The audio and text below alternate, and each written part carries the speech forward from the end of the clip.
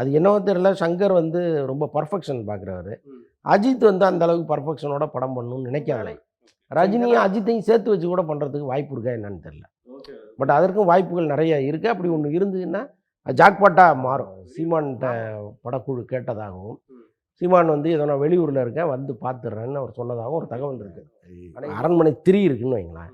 அரண்மனை 3யினுடைய தொடர்ச்சியாக தானே அரண்மனை 4 இருக்கும். அது வேற கதையாக இருக்கும், இது வேற கதையாக இருக்கும், சம்மந்தமே இல்லாமல். இல்லை, நயன்தாரா வந்து ரொம்ப பிஸியாக இருக்காங்க. அவங்க பிஸின்னா என்ன, குடும்பத்தோட பிஸியாக இருக்காங்க.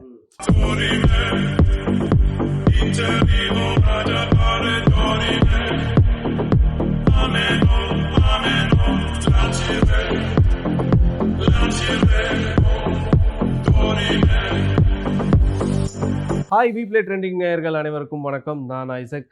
இதுவரை முதல் பாகத்தில் என்னென்ன வலைகளில் விழுந்த நடிகர்கள் நடிகைகளை பற்றி, என்னென்ன படங்கள் இதில் ஷூட் பண்ணாங்களா இல்லையா அப்படின்றத பற்றி நிறைய பேசிகிட்டு இருந்தோம். இந்த பகுதியில் யார் யாரெல்லாம் வந்து பேச போகிறோம், எந்த நடிகர்கள்லாம் புது படத்தில் நடிக்கிறாங்க, எந்தெந்த நடிகைகள் புது படத்தில் அதுவும் பார்ட் 2 படங்களில் எப்படியெல்லாம் நடிக்கிறாங்க அப்படின்றத பற்றி பேச போகிறோம்.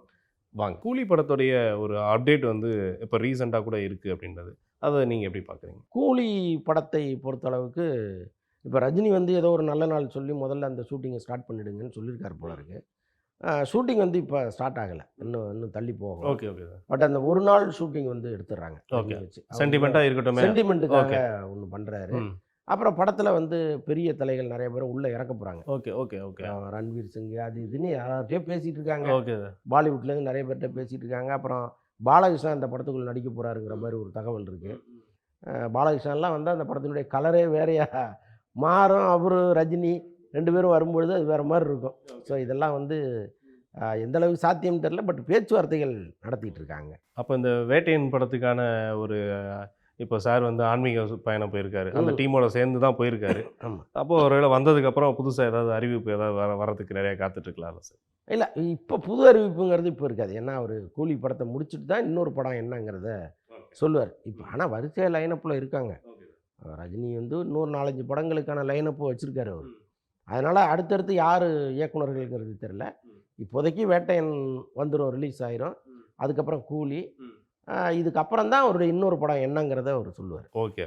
ஆனால் இப்போ கண்டிப்பாக எப்படி இருந்தாலும் இந்த படம் ஏதாவது ஒரு படம் வந்து ரிலீஸ் ஆனதுக்கப்புறம் மற்றது சொல்கிறதுக்கு வாய்ப்பு நிறைய இருக்குது, எதிர்பார்க்கலாம். இருக்குது. தகவல் வெளியில் வந்துடும், சொல்கிறாங்களா இல்லையா, யாருங்கிறது தெரிஞ்சு போயிடும். Okay sir.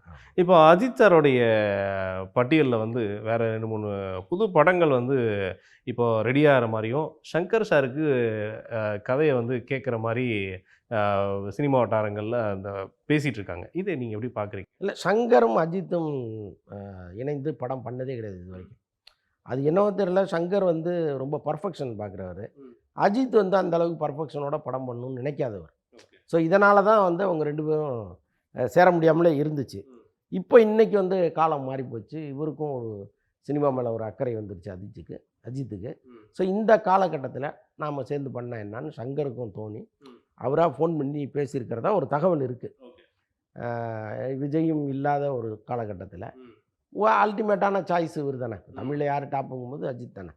ஸோ அப்போ அது வந்து ஒரு பேச்சுவார்த்தை போகிறதா சொல்கிறாங்க. இதற்கிடையில் வந்து ரஜினிக்கு ஒரு ஆசை, மீண்டும் சங்கரோட சேர்ந்து ஒரு படம் பண்ணணுன்ட்டு.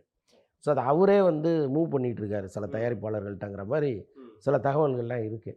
அதனால் வந்து ஒருவேளை ரஜினியும் அஜித்தையும் சேர்த்து வச்சு கூட பண்ணுறதுக்கு வாய்ப்பு இருக்கா என்னன்னு தெரியல. ஓகே. பட் அதற்கும் வாய்ப்புகள் நிறைய இருக்குது. அப்படி ஒன்று இருந்ததுன்னா ஜாக்பாட்டாக மாறும். பெரிய விஷயம் சார். ஆமாம், பிரம்மாண்டம். அஜித்துக்கும் ரஜினி மீது பெரிய கான்ட்ரவர்சிலாம் கிடையாது. ஏன்னா 2 பேரும் வந்து ஒரு நல்ல நண்பர்களாக தான் இருக்காங்க. ஸோ அதனால் அதற்கும் வாய்ப்புகள் நிறையா இருக்குது.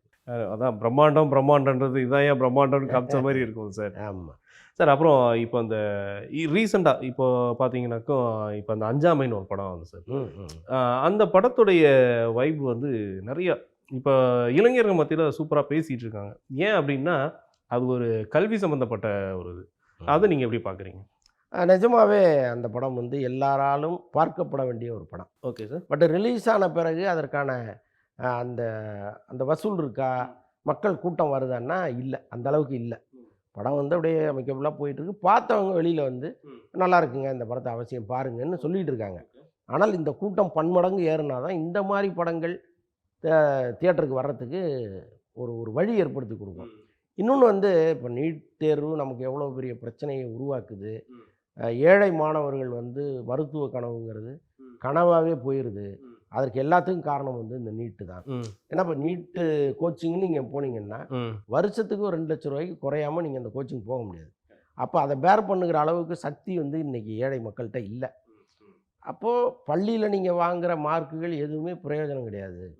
நீங்கள் பள்ளிக்கூடத்தில் நீங்கள் 200க்கு 200 நீங்கள் வாங்கினா கூட அது பிரயோஜனம் கிடையாது. நீட்டில் நீங்கள் எழுதி நிறையா மார்க் வாங்கினா தான் நீங்கள் அங்கே போக முடியுங்கிற ஒரு சூழ்நிலை இன்றைக்கி உருவான பிறகு அரசு பள்ளி மாணவர்கள் மருத்துவராகிறதுங்கிறது ரொம்ப ரொம்ப கம்மியாயிடுச்சு. இந்த புள்ளி விவரங்களோட படம் எடுத்திருக்காரு. Okay okay. இதெல்லாம் தியேட்டரில் சொல்கிறாங்க, நிச்சயமான படத்தில் சொல்கிறாங்க. அப்போ நமக்கு ஆட்டோமேட்டிக்காக ஐயோ இப்படி ஒரு சதி நடக்குதாங்கிற அளவுக்கு போகுது. இதை வந்து இப்போ இந்த மாதிரி படங்களை ஒன்று அரசியல்வாதிகள் போய் பார்த்து இதை வெளியில் சொல்லி இந்த படத்தை ஓட வைக்கணும். இப்போ அதற்கான முயற்சி இங்கே நடக்குதாங்கிறது நமக்கு தெரியல. ஏன்னா இப்போ சீமான்கிட்ட படக்குழு கேட்டதாகவும், சீமான் வந்து ஏதோ நான் வெளியூரில் இருக்கேன் வந்து பார்த்துட்றேன்னு அவர் சொன்னதாகவும், அநேகமாக ஒரு 2 நாளில் சென்னை வந்து அந்த படத்தை பார்த்துட்டு அவர் ஏதாவது கருத்துக்கள் சொன்னார்னா அது வெளியில் போய் அந்த படத்துக்கு இன்னொரு பூம் கிடைக்கிறதுக்கு வாய்ப்பு இருக்குது. அது இல்லாமல் மற்ற தலைவர்கள்ட்டெல்லாம் பேசிகிட்டு இருக்காங்க. Okay okay. இந்த படங்கள் இப்படி ஒரு கதை அம்சம், அதுவும் இப்போ ரீசெண்டாக நடக்கிறது, அதுவும் வந்து இன்றைக்கி வந்து நம்ம இந்த கட்டமைப்புக்குள்ளே இருக்கக்கூடிய விஷயத்தை உடச்சி எடுக்கப்பட்ட படம். அது எப்படி இந்த படம் வெளிவரும்போது எந்த ஒரு தடைகளும் இல்லாமல் எப்படி ஆமாம், சென்சாரில் வந்து படத்துக்கு சில இடங்களில் தடை சொல்லியிருக்காங்க. ஆக்சுவலாக அந்த நீட் தேர்வுக்காக இறந்த அனிதா இருக்காங்க இல்லையா, ஸோ அதில் பாதிக்கப்பட்டு இறந்தவங்க, அவங்களுக்கு அவங்களுடைய போஸ்டரு அப்புறம் அனிதாங்கிற பேர் இது 2யுமே வந்து பிளர் பண்ண சொல்லியிருக்காங்க. ஓகே, எதுவுமே சித்தரிக்கலை.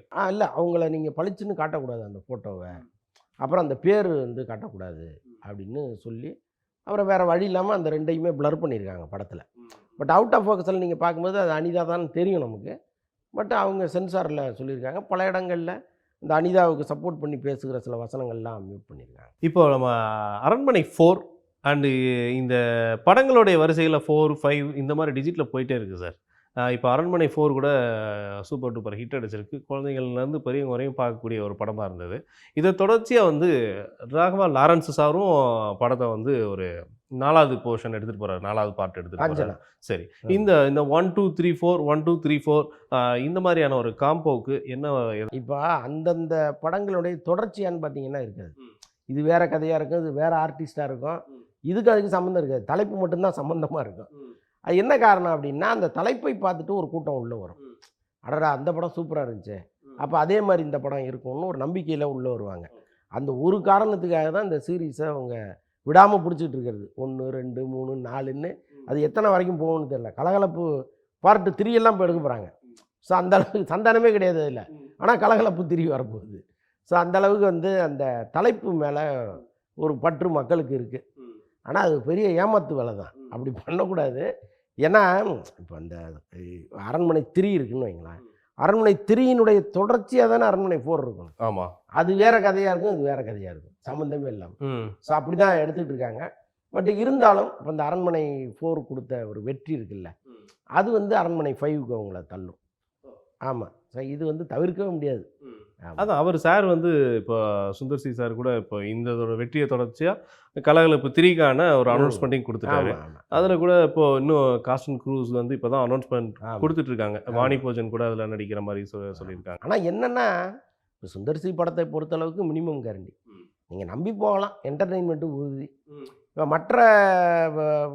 மற்றவங்க வந்து தலைப்பு இந்த சீரீஸில் 1, 2, 3, 4லாம் வச்சுருவாங்க. ஆனால் அந்த சுவாரஸ்யம் இருக்குமானா இருக்காது. அவர்கிட்ட வந்து எப்போவுமே அவர் படங்களில் கேரண்டியாக இருக்கும், எல்லாமே இருக்கும் அந்த படத்தில். பலசரக்கு கடை மாதிரி, உப்பு வேணாலும் எடுத்துக்கலாம், சக்கரை வேணாலும் எடுத்துக்கலாம். ஸோ அப்படி வச்சுருப்பார் அவர். அது ஒரு நல்ல டாக்டிக்ஸ் தான். அப்புறம் இப்போது இந்த நம்ம லாஸ்ட்டாக பேசின ஒரு விஷயங்களில் வடக்கன் அப்படின்ற ஒரு படத்தை பற்றி பேசியிருக்கோம். பட் அதோடைய பெயர் மாற்றம் வந்து நிச்சயமாக தேவை அப்படின்றது. அங்கே என்ன பிரச்சனை நடந்திருக்குன்னு நீங்கள் பார்க்குறீங்க? சென்சாரில் இந்த வடக்கன்கிறது வந்து வடநாட்டிலிருந்து இங்கே வருகிற தொழிலாளிகளை இழிவுபடுத்துகிற மாதிரி இருக்குது. ஸோ அதனால் அந்த தலைப்பை நாங்கள் அனுமதிக்க முடியாது அப்படின்னு சொல்லிட்டாங்களாம். அப்புறம் சரி ஓகே வடதிசைன்னு வச்சுக்கலாம் அப்படிங்கிற மாதிரி கேட்டிருக்காங்க. வடக்கு வடன்னே வரக்கூடாது, படத்தில் வடையை கூட காட்டக்கூடாது சொன்னாலும் சொல்லுவாங்க போல இருக்கு. அதனால் இந்த வடங்கிற வார்த்தையே வரக்கூடாது அப்படின்ட்டாங்களாம். அப்புறம் சரி ரைட்டு, இத்தனைக்கும் அந்த படம் வந்து வட மாநில தொழிலாளர்களை இழிவுபடுத்துகிற படம் இல்லை, அவங்களுடைய நல்லது கெட்டதை சொல்கிற படம்.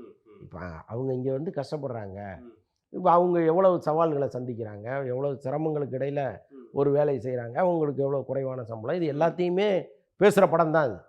ஒரேடியாக அவங்களுக்கு எதிர்ப்பான படம் அது கிடையாது. Okay okay. ஆனாலும் சென்சாரில் இந்த தலைப்பு வந்து ரொம்ப சங்கடமாக இருக்கு கேட்கும்போது, அதனால உறுதியாக மாற்றி ஆகணும்ட்டாங்களா, ஓகே, வேற வழி இல்லாமல் ரயில்னு வச்சுருக்காங்க. Okay okay. கிட்டத்தட்ட வந்து இந்த படம் வெளியில் வரும்பொழுது அவங்களுக்கும் நமக்குமான ஒரு நல்ல ஒரு நட்புறவு வர்றதுக்கு வாய்ப்பு இருக்குன்னு நினைக்கிறேன். நிச்சயமாக இருக்கும், நிச்சயமாக. ஏன்னா இப்போ அவங்கள வந்து எதிரி மாதிரி பார்க்குறவங்களும் இருக்காங்க, சிநேகத்தோடு பார்க்குறவங்களும் இருக்காங்க.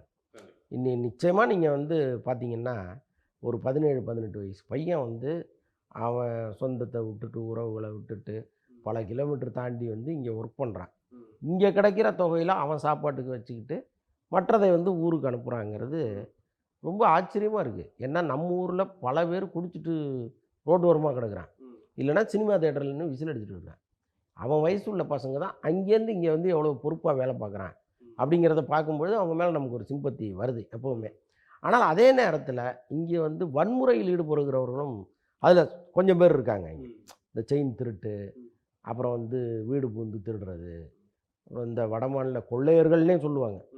அதை வச்சு தானே இந்த தீரன் அதிகாரம் 1 படம் வந்துச்சு. கண்டிப்பாக. ஸோ அந்த மாதிரி நடக்கிற திருட்டுகள் ஸோ இதுவும் இருக்குது. பட் இந்த பக்கம் நீங்கள் பார்த்தீங்கன்னா ரொம்ப அப்பாவி இளைஞர்கள், ரொம்ப கஷ்டப்படுறவங்க, குடும்பத்துக்காக வந்து போராடுறவன், அதுவும் ஒரு கூட்டம் இங்கே இருக்குது. இது எல்லாமா சேர்ந்து சொல்கிற படமாக தான் அது. இப்போ மகாராஜா அப்படின்ற படத்தில் வந்து விஜய் சேதுபதி சார் நடிக்கிறாரு. இப்போ அவருடைய படங்கள் வரிசையில் அவர் எந்த கதைனாலும் எப்போ அந்த கதையை கொடு நான் பண்ணுறேன், நான் பண்ணேன்னா அந்த கதைக்கு நான் உயிர் கொடுத்துட்றேன் அப்படின்ற மாதிரியான ஒரு எந்த கதைனாலும் ஏற்று நடிக்கக்கூடிய ஒரு சிறந்த நடிகராக இன்றைக்கி நமக்கெல்லாம் வந்து நிறைய பேருக்கு மக்கள் செல்வன் அப்படின்னாவே ஈஸியாக தெரிஞ்சிடும் இவர் தான் அப்படின்ட்டு. ஸோ இப்போ இந்த மகாராஜா படத்தை பற்றி ஏதாவது அப்டேட்டு? மகாராஜா படம் வந்து இன்னும் ரிலீஸ் ஆகவே இல்லை. ஆனால் இண்டஸ்ட்ரியில் அந்த படத்துக்கு ஒரு மிகப்பெரிய பேர் இருக்குது. என்ன காரணம்னா பல பேர் அந்த படத்தை பார்த்துட்டாங்க. இப்போ எப்போவுமே ரிலீஸுக்கு முன்னாடி ஒரு படத்தை யாருக்குமே போட்டு காமிக்க மாட்டாங்க. ஒரு மாதிரி நெகட்டிவ் ஒப்பீனியன் வெளியில் வந்துருச்சுன்னா அது பாதிக்கும் அப்படிங்கிறதுனால. ஆனால் இந்த படத்தின் மீது இருக்கிற நம்பிக்கையில் அந்த தயாரிப்பாளரே டிஸ்ட்ரிபியூட்டர்களுக்கு படத்தை போட்டு காமிச்சிட்டார், உங்களுக்கு நம்பிக்கை இருந்தால் வாங்கிக்கிங்க அப்படின்ட்டு. அதுக்கப்புறம் வந்து அந்த படத்தை பற்றிய பேச்சு தமிழ்நாட்டில் முக்கியமாக அந்த சினிமா வட்டாரங்களில் பயங்கரமாக இருக்குது. அந்த படத்தோட ப்ரொமோஷனுக்கு துபாய்க்கெல்லாம் போயிட்டு வந்தாங்க, பெரிய அளவில் ப்ரொமோஷன் பண்ணியிருக்காங்க. 50வது படம் விஜய் சேதுபதிக்கு. இந்த பெரும்பாலும் வந்து இந்த 50வது படம் 100வது படம்லாம் ஸ்டார்களுக்கு ஓடாது. நீங்கள் நல்லா கணக்கெடுத்து பார்த்தீங்கன்னா பிரம்மாண்டமாக எடுப்பாங்க, பெரிய பப்ளிசிட்டி பண்ணுவாங்க, தியேட்டருக்கு வரும்போது படம் பண்டல் ஆயிரும். ஓகே. ஏன் அந்த 50 மேலே ஒரு பெரிய ஆதிக்கம் இருக்கா? ரொம்ப ரேராக தான் யாராவது படம் யாருடைய படங்களாவது ஓடி இருக்கு. பெரும்பாலானவர்கள் படம் வந்து இந்த 50, 100, 75 இதெல்லாம் ஓடவே ஓடாது. சரி, இப்படி ஒரு கணக்கு இருக்குது. பட்டு விஜய் சேதுபதியை பொறுத்தளவுக்கு இந்த 50வது படங்கிறது ரிலீஸுக்கு முன்னாடியே வெற்றி படங்கிற அளவுக்கு இங்கே பேசப்படுது. ஸோ அதனால் வந்து படம் வெளியில் வந்ததுன்னா மீடியாவிலையும் சரி மக்கள்கிட்டையும் சரி ஒரு பெரிய வரவேற்பு. நயன்தாரா வந்து ரொம்ப பிஸியாக இருக்காங்க. அவங்க ஒரு ஓப்பனாக ஒரு வெப்சைட்டை போட்டுட்டு நீங்கள் அதில் பணம் கட்டி மோகன் வந்து இந்த ரீஎன்ட்ரியே ரொம்ப லேட்